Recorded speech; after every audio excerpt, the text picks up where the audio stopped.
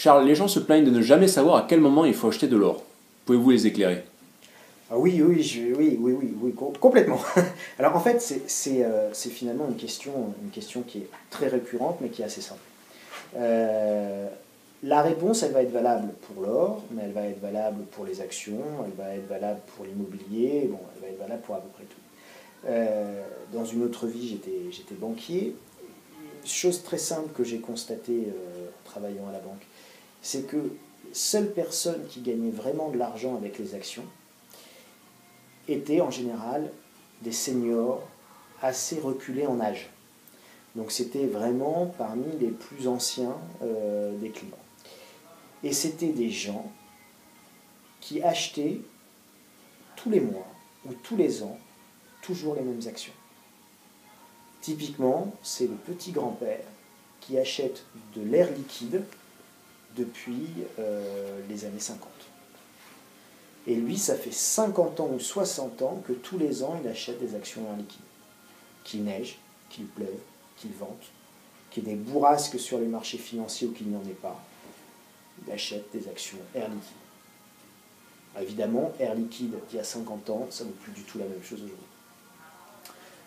Donc lui, il a gagné de l'argent. Tout le reste des gens en ont perdu. Qu'est-ce que ça signifie? Eh bien, ça signifie tout simplement, et j'ai utilisé l'image suivante, que ce monsieur-là, il ne s'occupe pas du prix du marché. De la même manière, quand vous avez besoin de vous assurer, c'est comme ça qu'on arrivera au marché de l'or, mais de la même manière, au jour où vous avez besoin de prendre une assurance multirisque habitation pour vous assurer contre l'incendie, le vol, etc. chez vous, vous n'allez pas faire le tour des compagnies d'assurance et vous dire, en rentrant chez vous, là actuellement le prix des assurances, le marché du prix des assurances est trop élevé, donc je ne m'assure pas. Vous n'allez pas faire ça. Vous allez essayer d'aller à peu près à la moins chère, celle qui vous semble mieux. Bon. Puis vous allez quand même prendre votre assurance et puis vous allez payer votre prime. Et bien là, en fait, celui qui n'achète jamais d'or, eh ben, c'est celui qui en fait ne s'assure jamais parce qu'il y a toujours une bonne excuse pour ne pas acheter son assurance. Sauf que le jour où il brûle, le jour où il y a un sinistre dans sa maison, il n'est évidemment pas assuré. L'or fonctionne exactement de la même façon. Actuellement, vous avez l'or qui est bas, il a baissé, il est plus sur ses plus hauts, il y a un coup de mou, on se demande si, oh là là. Puis manque de bol, le lendemain vous avez Chypre. Alors l'or il baisse, il est mou. Aucun intérêt d'en acheter, on va attendre. Puis après, il y a l'affaire chypriote. Oh mon Dieu, ils peuvent venir piquer sur les cons, il me faut de l'or tout de suite. Alors, évidemment, tout le monde a besoin d'or à ce moment-là, tout le monde a la même idée.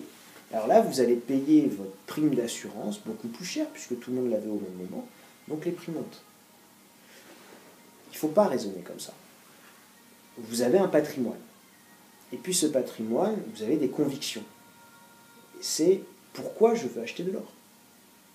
Si vous ne savez pas pourquoi vous voulez acheter de l'or, de la même manière, si vous ne savez pas pourquoi vous devez acheter une multirisque habitation, si vous n'avez pas compris que votre maison pouvait prendre feu, si vous n'avez pas compris que votre maison pouvait prendre feu, ne prenez pas d'assurance.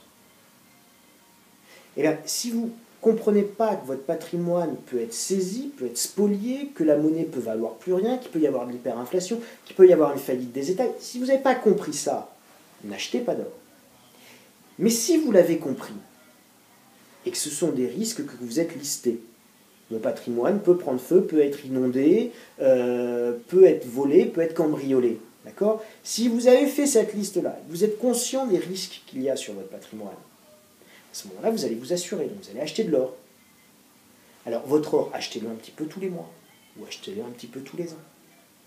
Mais si vous voulez être tranquille, achetez-le un peu tous les mois.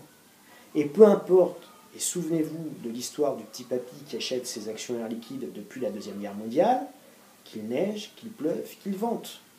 Eh bien, qu'il neige, qu'il pleuve, qu'il vente, vous savez pourquoi vous achetez votre or. Vous l'achetez pour assurer votre patrimoine par rapport à un certain nombre de risques.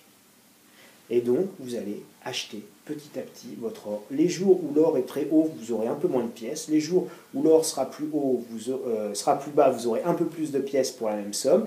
Et puis tous les mois, vous achèterez 200, 300, 400, 500, 1000, 10 000 euros en fonction du montant du patrimoine que vous souhaitez assurer et en fonction de là où vous souhaitez placer le curseur.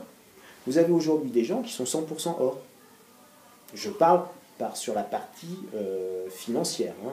On ne prend pas en compte, quand on parle de l'or, la partie actif tangible, donc le patrimoine immobilier ou ce genre de choses qui par définition n'est pas financier.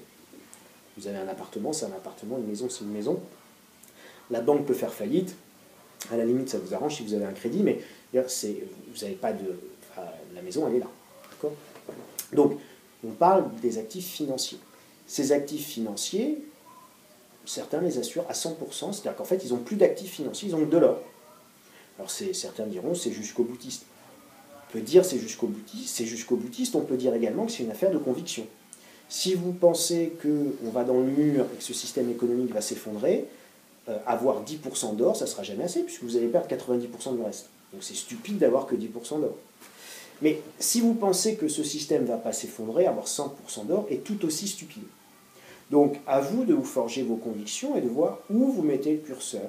Et traditionnellement, on considère qu'entre 10 et 20% d'or par rapport à son patrimoine financier, et bien si demain il y a un effondrement majeur, pour 10 ou 20% d'or vous permettront, plutôt d'ailleurs 20% que 10, vous permettront de compenser à peu près les pertes sur vos actifs financiers. Mais encore une fois, c'est une affaire de conviction.